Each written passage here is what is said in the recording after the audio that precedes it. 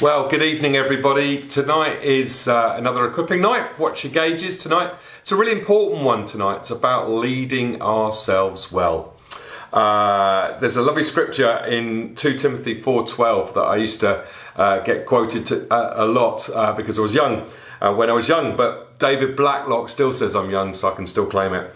Don't let anyone look down on you because you are young, but set an example for the believers in speech, in conduct, in life, in faith, and in purity. The Lord would have each one of us set an example for other believers in the way that we live our lives. And so we need to live our lives well. And the hardest person to lead, if you are a leader, is yourself. There's so many areas of life that we want to set an example to others. Things like prayer, engaging with the Bible, not giving in to fear, witnessing, attitude to serving in the church, our timekeeping, all sorts of things that we reproduce, each one of us as believers, because each one of us has influence over other people.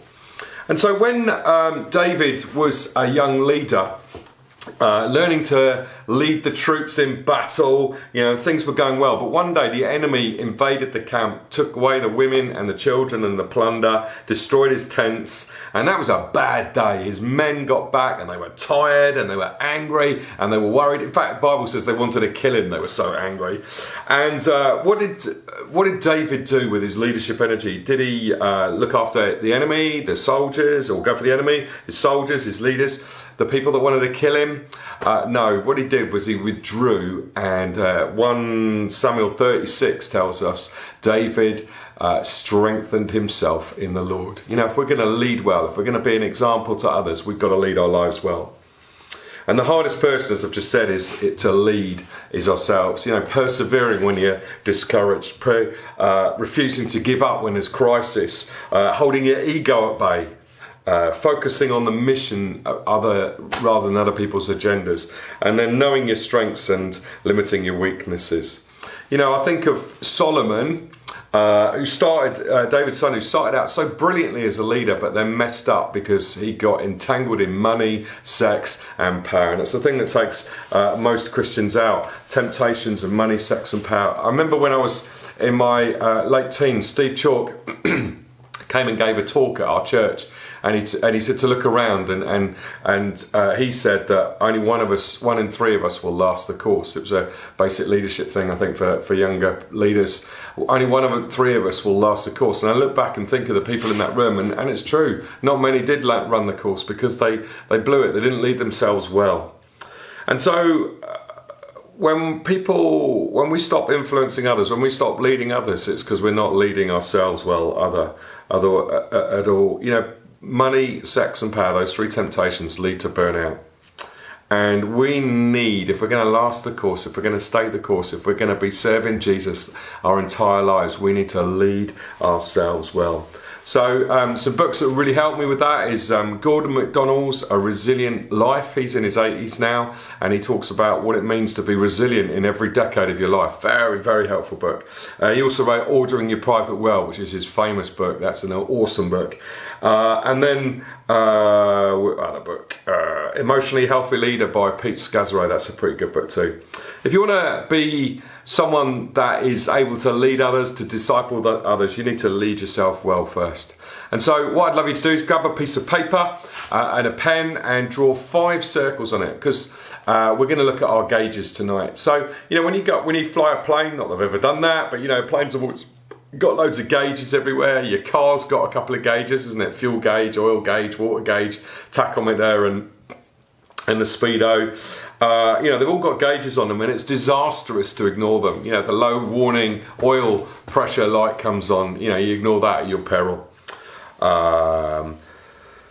We need to take care of ourselves. We need to look after ourselves in these 5 areas of life. So hopefully you've drawn 5 circles, and they're going to represent the physical area of our life, the emotional area of our life, the relational area of our life, the spiritual area of our life, and the mental area of our life. And I want us to go through each gauge one at a time. So left hand side, I'm doing the camera on it, left hand side is empty, other side's full. Where are you on each one of these as we go through them? Are you empty or full physically? And which way is it heading? Because sometimes it's heading down and sometimes it's on the way up. So firstly, let's think about the spiritual gauge. In some ways, this is the easiest gauge for us to read and to work out. It's almost the most important. 1 Timothy 4 verse 8 says, physical training's got some value, but training in godliness has value for all things, holding promise for the present life and the life to come. There's two things to keep the spiritual gauge pumped: our times with the Lord and being filled with the Spirit. And it's so important to have good times with the Lord. Are you praying? Are you reading the Word? Are you spending time with Jesus at the most fruitful point of your day? If you're a morning person, morning. If you're an evening person, evening. Are you spending time with God? You know, earlier on in the year, in one of these equipping nights, we talked about different seasons of quiet times and how it's okay to be, you know, at times we're in a wilderness season, at times we're in a devoted season, sometimes we're in a kind of desert season. Different seasons. The one to avoid is occasional. Keep that discipline of meeting with the Lord daily. And then getting filled with the presence of God is so important. So filled with the Holy Spirit. That is so important. Moses said, I don't want to go anywhere without the presence of God. If your presence doesn't go with us, we don't want to go up from here. So we don't want to leave this place without being filled with the Spirit. So maybe a bit later on, you'll get a chance to pray for each other. So that first gauge is so important, that spiritual gauge. How are you doing with your quiet times? How are you doing with with your being filled with the Spirit? Are you empty or are you full? And which way is it going? And, you know, if it's heading towards empty, then you know what you need to do. You need to do something about it. The next gauge I want to talk about is the physical gauge. You know, and that's about, are you getting enough sleep? Are you getting some exercise appropriate for your stage of life? Are you eating a good diet? These things are really important to look after our bodies.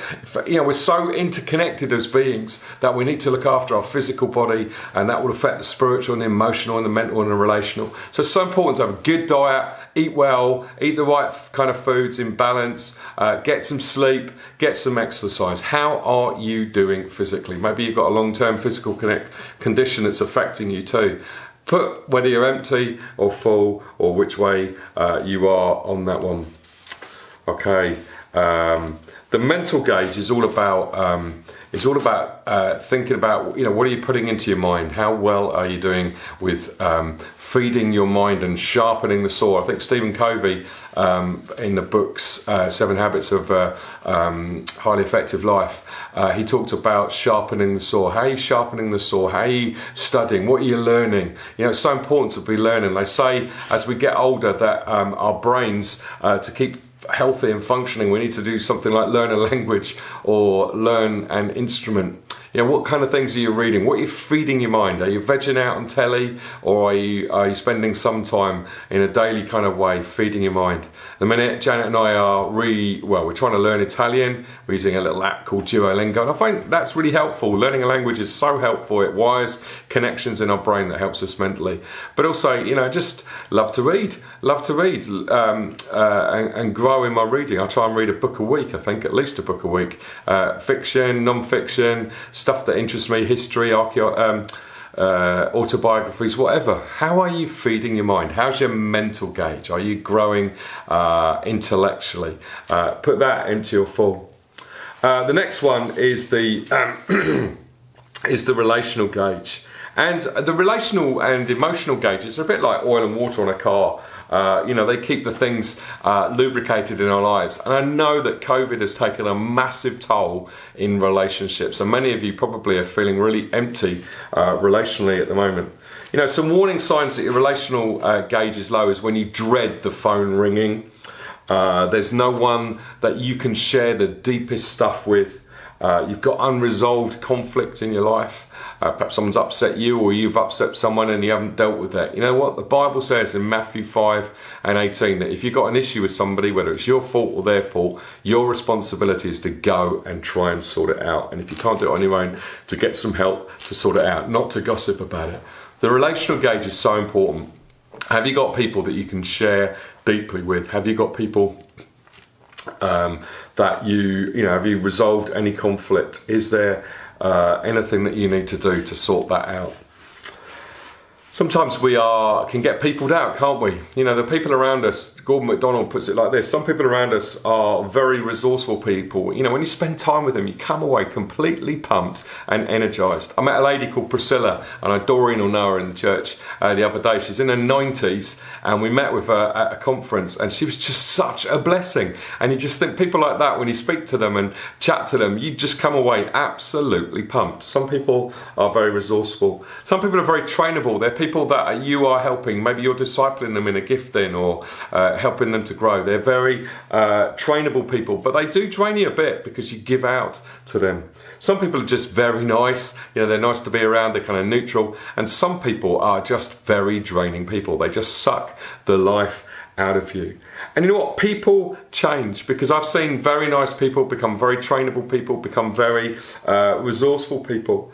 And people are different to different people. If you think about Mark in the Bible, there was a major fallout between Paul and Peter over Mark. Paul thought that Mark was a draining person, whereas, it was Barnabas, wasn't it? Sorry, get my names mixed up. Barnabas just thought he was very trainable. And in the end, Barnabas was right, and Mark came through. So people are different to different people. But, you know, sometimes we need to think about balance in our lives. Are you spending time completely with people that drain you, or are you around people that recharge you and replenish you as well?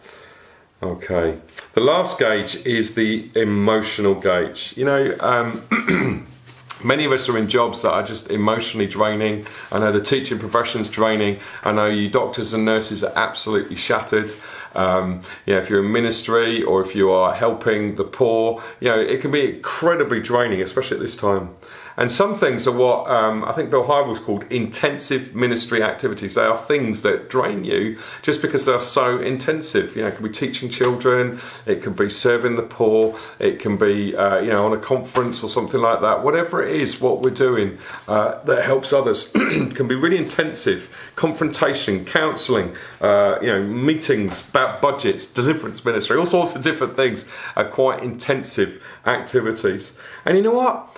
To keep our emotional gauge absolutely full, we need to take some time to recharge the battery. You know, when I think of a car battery, you know, every now and again, the old church, the church van, the battery used to go because we were never charging it enough by driving it enough. And you know what? You can jump start a battery and it will go for a bit, but you really need to trickle charge a battery.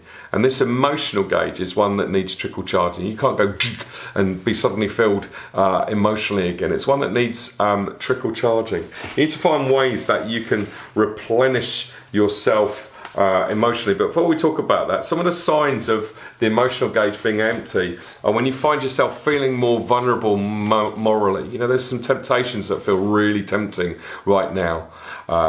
Ways where you just think, I need to self-medicate in some way, whether it's too much drink or watching things and seeing things that you shouldn't.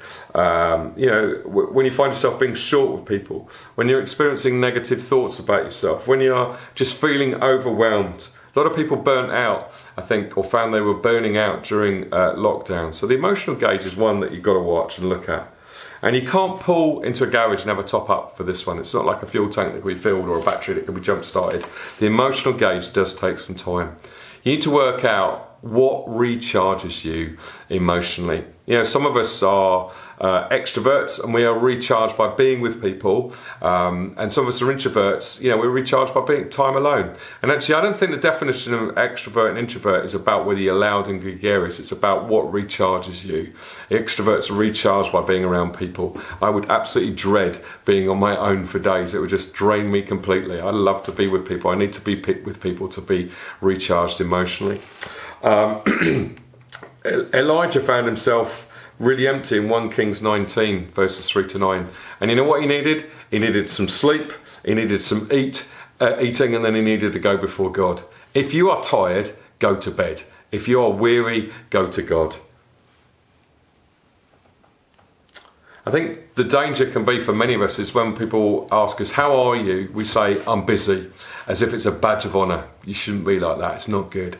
It's not good at all. It's not a badge of honour. You know, we need to be people that rest, that take the long view, that live a resilient life, like Gordon MacDonald talks about in his book. You know, Jesus, when he did something really intensive, they'd go on a walk. You know, they'd walk from one town to the next town, or they'd cross the lake. You know, nowadays you'd think some of the preachers and teachers around about are just dashing about on their planes and cars. Jesus, you know, chilled and walked with his mates and picked some corn and goofed around a bit and sat on a boat and, you know, just enjoyed being with each other, having a drink, resting in the afternoon and then keeping on going. You need to make sure that you are charging your emotional battery. So there you go, the 5 gauges. There's the spiritual one, there's the mental one, there's the emotional one, there's the relational one, and there's the spiritual one. You need to get each one of those gauges and check where you are. So now's the time to switch off me talking, to look at what you've put, whether you're empty or full, and begin to discuss it in your group, where